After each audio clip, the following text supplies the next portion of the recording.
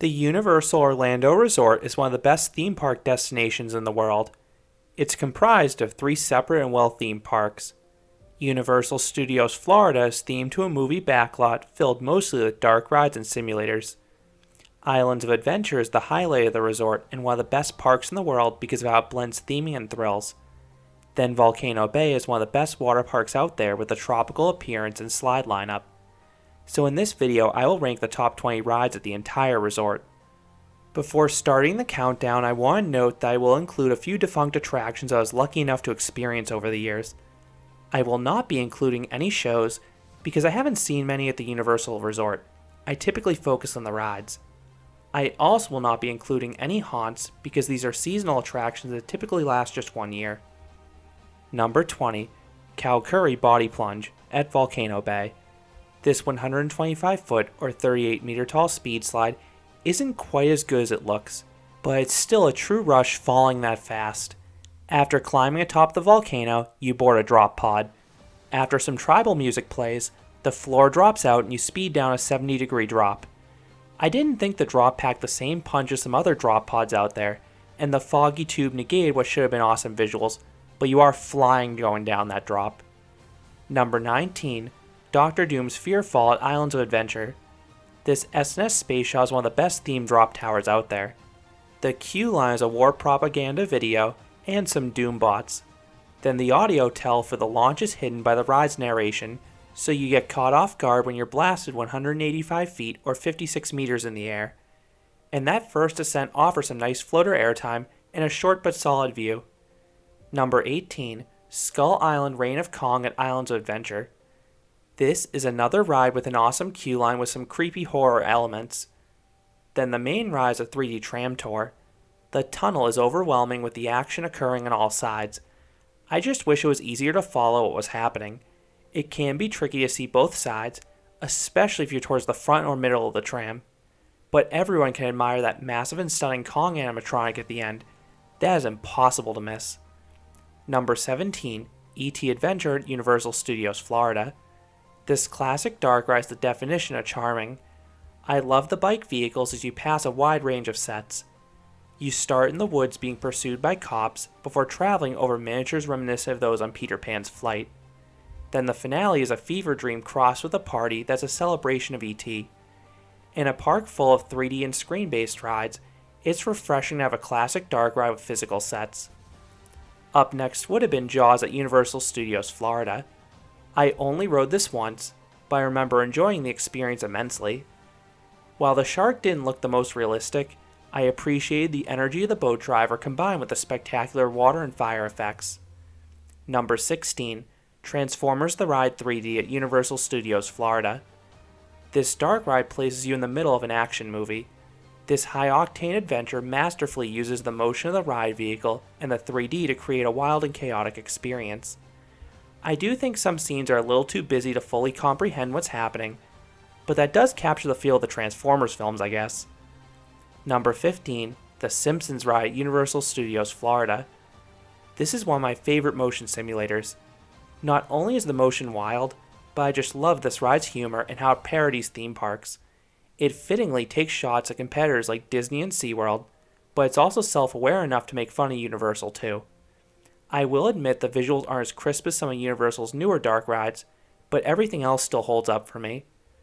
Number 14, Kala and Tai Nui body slides at Volcano Bay. These two slides have the same height and start as Cow Curry. The initial drop is a fleeting rush, but the twists and turns are what make this slide. This is much longer than most speed slides as you haul down a series of sharp and moderately forceful twists. It just keeps going on and on. Number 13, Harry Potter and the Escape from Gringotts at Universal Studios Florida. This complex dark ride and coaster hybrid is very well done. The queue is an experience in itself as you're led deeper into Gringotts Bank. Then the ride itself is mostly a dark ride, but I love how the scenes feature the two best villains from the Harry Potter franchise chasing you. The 3D is used well, and the coaster sections, while brief, are thematically well timed and satisfying. Number 12, Revenge of the Mummy at Universal Studios Florida. This Premier Rides launch coaster starts as a dark ride past some impressive physical sets before blasting riders quite literally into a coaster section. That uphill launch has a decent kick to it, and there are some nice pops of airtime. And I love the surprise during the show scene midway through the experience, especially if you're a first-time rider. Number 11, Dudley Do-Right's Ripsaw Falls at Islands of Adventure. This mock log flume is absolutely drenching, so it feels nice in the Florida heat. The experience feels like a knockoff Splash Mountain. The sets feel a little cheap, but they're still better than most flumes. But the drops are fantastic. The large final one features a pop of airtime, a great head chopper with a tunnel, and a surprise speed hill afterwards. The other con with this ride is the super awkward restraints. They're fine during the ride, but I dread getting in and out of them. Number 10, Popeye and Bluto's Bilge-Rat Barges at Islands of Adventure. This is the world's best river rapids ride. There is no way to come off this attraction dry. From the soaking rapids to the unavoidable waterfalls, I can't help but hysterically laugh how soaking this ride is.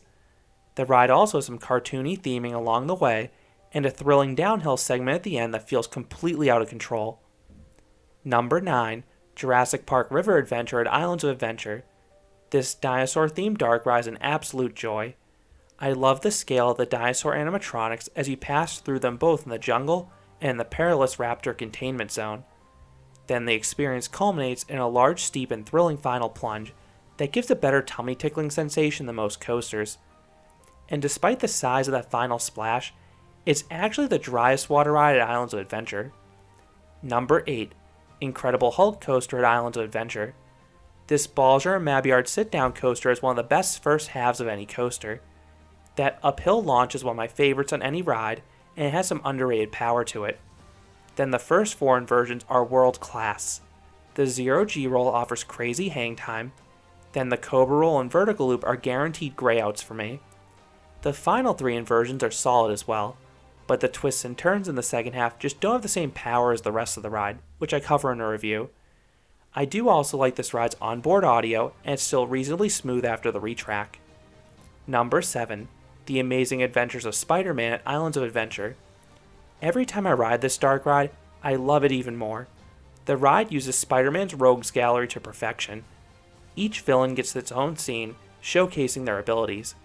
And the effects are excellent between the 3D projectiles, the occasional but effective physical sets, and crisp visuals.